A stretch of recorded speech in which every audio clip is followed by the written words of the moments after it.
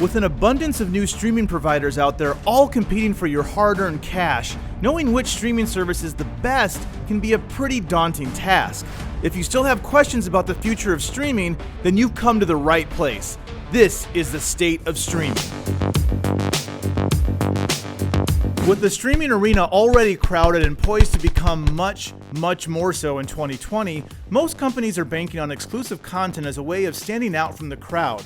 Amazon is no exception. Amazon has even created its own production and distribution company called Amazon Studios to grow its library of original content. In terms of the sheer volume of content, Prime Video doesn't come close to Netflix's output. As we recently learned, Amazon isn't spending as much per year on original content as Netflix, and that amount is even further dwarfed by aggressive competitors like Disney and Warner Media. Still, Amazon's library contains a respectable lineup of original series and movies. Shows like Transparent and The Marvelous Mrs. Maisel have begun making Amazon a regular Emmy contender, while Fleabag has been a massive critical hit in recent years, even making our list of 2019's best TV shows so far. Other standouts include Bosch, the Tom Clancy-inspired Jack Ryan, adults-only superhero series The Boys, and The Expanse, which Amazon kindly rescued from cancellation. And while Amazon Studios Films distribution is dwarfed by Netflix, it arguably has a much stronger track record thanks to projects like Spike Lee's Chirac, Nicholas Winding Refn's The Neon Demon, Jim Jarmusch's Patterson,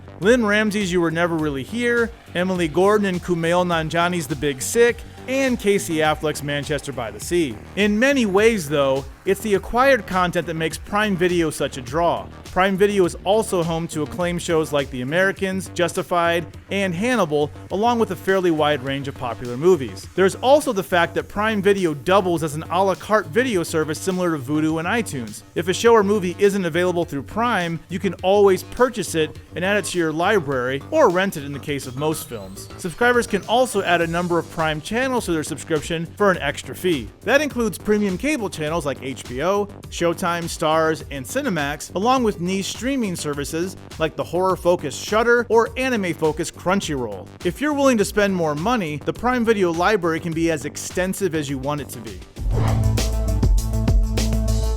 Unfortunately, although Prime Video is one of the older Netflix rivals on the block, Amazon has struggled to perfect the interface. It doesn't help that subscribers are getting a fairly different user experience depending on whether they're streaming on a computer, a smartphone, or a device like a Roku or Fire Stick. PC users have it the worst, as they're required to navigate a subsection of Amazon's website rather than use a dedicated, streamlined app. But whether using the website or a streaming stick, it can be difficult to navigate Amazon's selection if you're trying to find a specific movie or TV show. Even figuring out how to view your library of purchased content can be a surprisingly difficult task. The current smartphone app is somewhat more intuitive than the website or streaming stick interface, but all three are clunkier than they really should be at this point in the game. Prime Video is laid out in similar fashion to Netflix, with rows of recommended content divided by different categories, but expect a lot of repeats and recommendations that lean heavily toward Amazon's original content rather than the most mainstream-friendly picks. Users can select movie and TV specific pages, but again, expect a lot of the same content to pop up. There's a search function available, but it's not always great at making it obvious which results are available on Prime Video and which require a separate purchase. It's even more difficult to search for 4K content, as it's rarely clearly labeled. Still, there are some definite perks to the Prime Video interface. The actual streaming quality is good, with noticeably fewer instances of buffering versus Netflix. Though, like Netflix, Prime Video has an annoying habit of almost immediately jumping from one TV episode to the next and skipping over the end credits. The X-ray feature is also handy. When pausing a video or bringing up the options, the player pulls information from IMDb's database and displays actor names and trivia on screen. The actor names are sometimes slow to update with scene changes, but it's still a nice feature to have when you're struggling to place a familiar face. Prime Video also scores points with the ability to download files for offline viewing, including options to download entire TV seasons and opt for lower quality downloads to conserve bandwidth.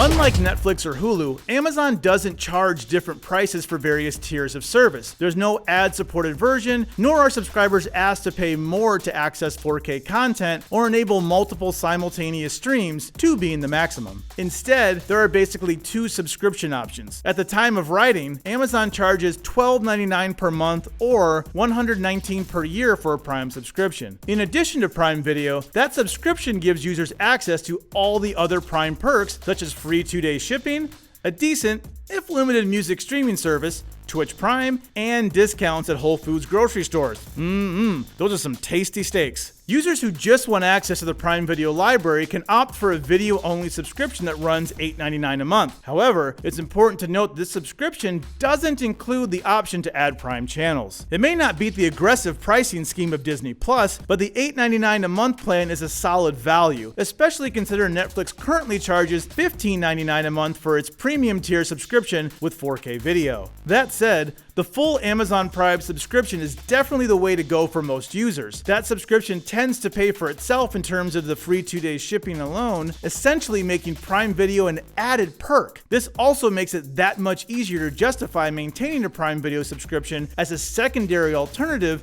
to something like Netflix or Hulu. It's also worth noting that Amazon offers half-price Prime subscriptions to students, making Prime Video an even better value for that crowd. Amazon Prime Video may not have quite the wealth of original content that Netflix brings to bear, but it does feature a well-rounded library that includes both critically acclaimed original series and movies and mainstream hits. The ability to bolster that library through Prime channels and a la carte purchases is an added perk. The interface could use some fine-tuning, but that content library and a fairly aggressive pricing strategy ensure that Prime Video is a strong option for users who either want to use it as their go-to streaming source or as a backup to a Netflix or Hulu subscription. All week long, as part of IGN's State of Streaming series, we'll be debuting reviews and in-depth analysis about current streaming providers like Netflix and Amazon, as well as upcoming services like NBC Universal's Peacock and Warner Media's HBO Max. So keep it locked on IGN this week for all of your streaming needs.